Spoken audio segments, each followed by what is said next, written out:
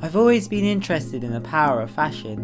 What is it about certain brands that draws people to them? Join me, Idris Salim, as I delve deeper into the world of fashion brands, picking apart the threads and uncovering just what makes them so influential.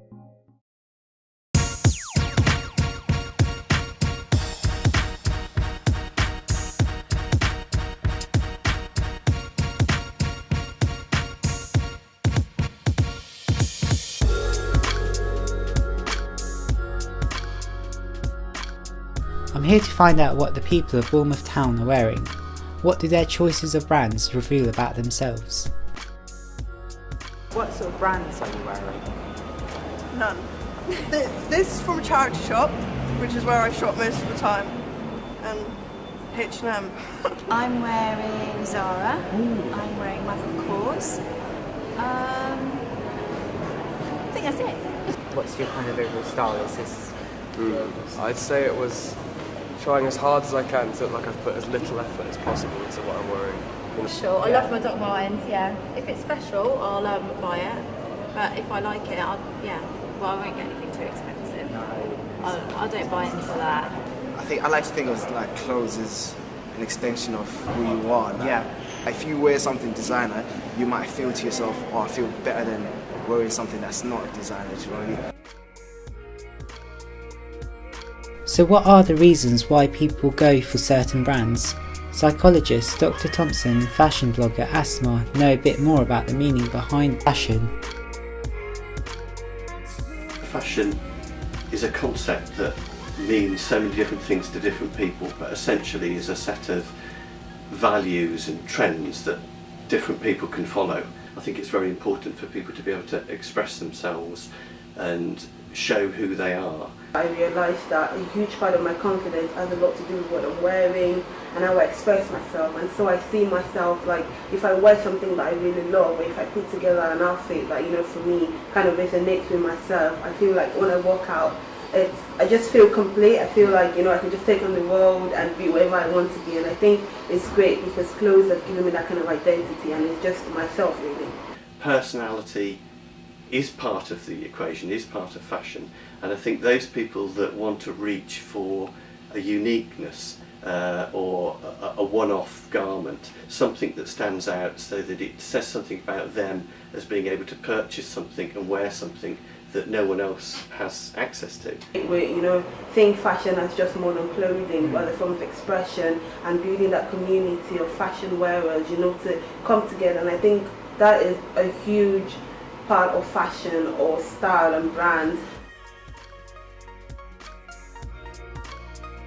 I want to understand just what makes brands become so highly sought after.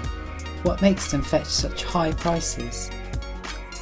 Aaron has taken his love of urban streetwear brands to the next level. I want to find out what motivates him to go to the lengths he does to attain an exclusive edition piece for his wardrobe. First, my kind of gateway into all this was shoes. So I used to look on Instagram, look at all these cool shoes, and I think, oh, I want those shoes as well. But obviously, these shoes that I liked are quite limited, and obviously demand's quite high. So prices are if you looked on eBay, the price of shoes I liked were £250. So the only way I thought of getting money was doing what they do. So what people did back then was people would camp outside the stores, because it's one per person in the store. People would camp outside the stores, go in, grab the shoe, and then put it up on eBay for say whatever more. That's insane. Yeah. So obviously you've used the opportunity of buying and selling these exclusive branded trainers, and you've used that to become entrepreneurial. Yeah. Why do you think people pay a higher price? In my opinion, it's judged on hype. So say a big celebrity figure like Kanye West, obviously he's quite well known, and he's got quite a big aura around him. But if he makes a shoe, that's gonna be quite a hyped up, sick item. So people want to be that cool, be like Kanye, be cool. Who doesn't? Yeah.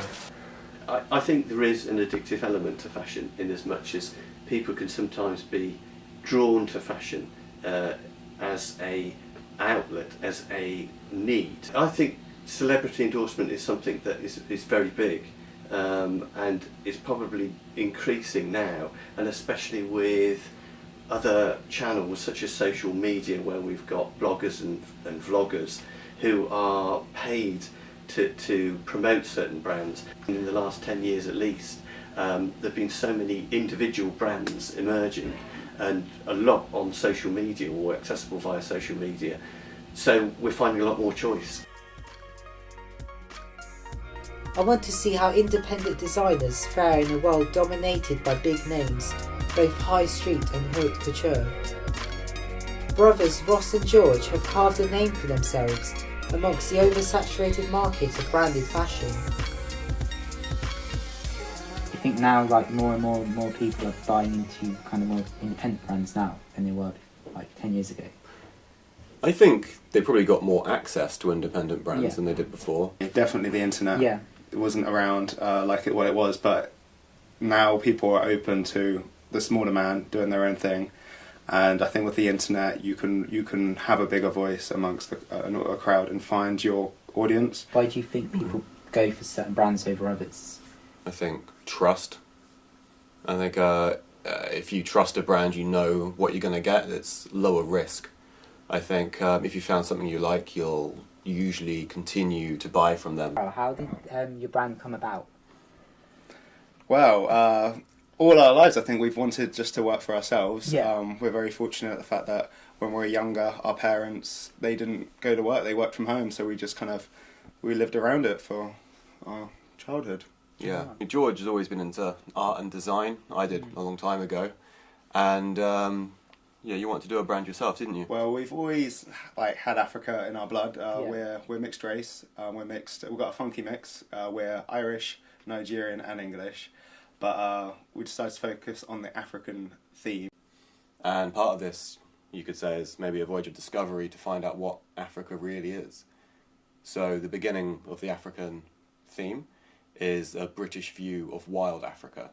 And from a design point of view, it's kind of fun drawing elephants and lions. Yeah, it is fun, isn't it? It's amazing to see brands like Ages Apparel doing so well. I found it fascinating learning how their cultural background shapes the aesthetics of their collection. Whether people who follow a certain brand are going to be more fashionable than another is really, again, a big debate, and is dependent upon the people that is important to. So if we want to align ourselves to a certain specific group, a category that we perceive, whether it's a celebrity A-lister, or whether it's a certain group of people who are all wearing the same things, that could be one method in which we're aligning ourselves, and that's how our psychological values are reflected by the things that we're wearing. Fashion is a powerful form of communication. Mood, personality, identity and aspirations can all be illustrated with what you wear, and brands and logos drive this forward. Today, with social media and the internet, the power has really gone to the people to pick and choose the brands that they want to wear. I can't wait to see what the future holds.